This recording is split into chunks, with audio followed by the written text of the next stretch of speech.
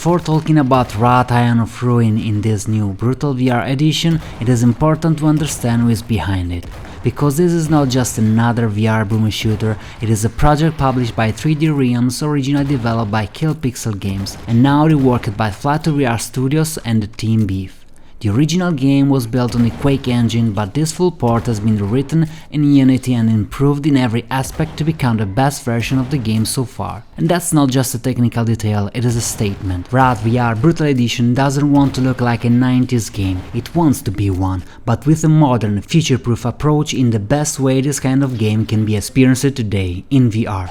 You play as the Outlander, a character that is not really introduced in a traditional way. You are simply thrown into a world that already feels dead, broken ships, forgotten shores, massive structure that looks like they belong to a fallen civilizations. And then there is this entity, the shepherd of wayward souls, who gives you a mission: eliminate the guardians of the old world. And right there you understand something. This is not a story meant to be told, it is a story meant to be felt.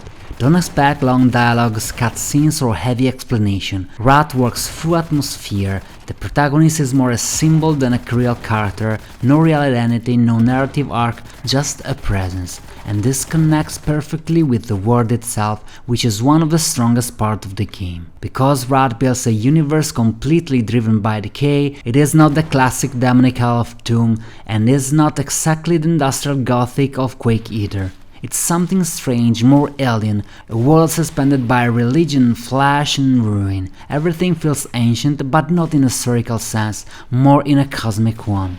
It is like you are walking through the remains of something that existed long before anything you can understand, and this atmosphere carries the game even when the narrative is almost absent. But Wrath is still a shooter, so let's talk about weapons, and especially weapons in VR. This is not just a mod, the game has been completely rebuilt to feel modern, with optimization and balancing based on community feedback, and when I say this is the best version of the game, I really mean it. In VR, the blades you use in the flat version can now be physically swung, letting you tear enemies apart with even more intense gore than the original. And that's not all, dual wielding is fully implemented, making the experience feel unique compared to most games in that genre.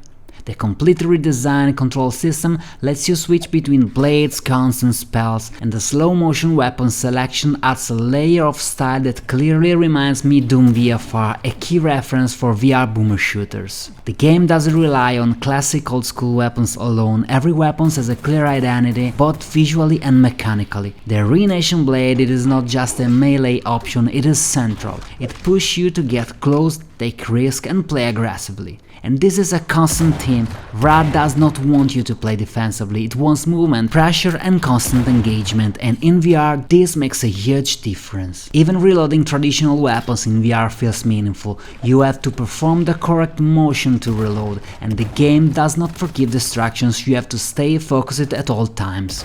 Where the game is not perfect and is not related to the VR port is in its balancing. Some weapons are clearly more useful than others, and sometimes you don't really feel the need to use your full arsenal, but overall the gunplay is solid, heavy and satisfying, and for a game like this, that's essential. But the real core of Wrath is the level design, and this is where the game becomes very divisive, because the maps are huge, not huge like modern arena shooters, but huge in a classic way, labyrinthine, full of secondary paths, secrets, loops and shortcuts. And when it works, it's incredible. You see a structure in the distance and 20 minutes later you actually reach it. You unlock shortcuts and start to understand how everything connects. That feeling of freely navigating a space is something we rarely see today in VR. But at the same time, Wrath sometimes goes too far. Some levels are simply too long, not bad but stretched, you get lost, you backtrack, sometimes you don't know where to go and the pacing suffers. Fortunately there is a specific button that you can push and you'll be able to see the road. So the level design is both its greatest strength and one of its biggest weaknesses. If you love exploration, getting lost and finding secrets, you will love it. If you want something more direct, you might feel exhausting. In VR, maybe smaller levels would have worked better since the physical effort is higher compared to the flat version, but at the same time, splitting these maps into smaller chunks probably wouldn't have been the right choice. What Team Beef has done here still deserves a lot of credit. They managed to make this boomer shooter feel fresh and modern. Even small details like navigating menus through the journal you physically hold in your hand show the level of care Flat2 VR Studios put into this port, or better, this full VR conversion. The only real weaknesses of the game, and again not related to the VR port, is the boss fights. There are a few of them and they don't add much to the overall experience. They are not memorable in a modern sense, no complex patterns, no spectacular design. They work more as atmospheric climaxes as the final step of a long journey, and in that sense they do their job.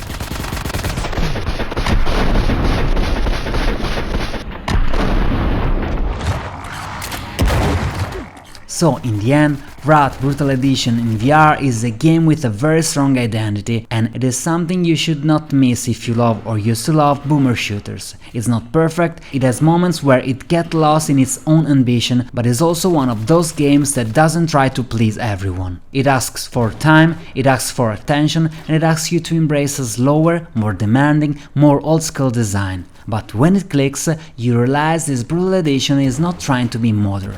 Is trying to be timeless.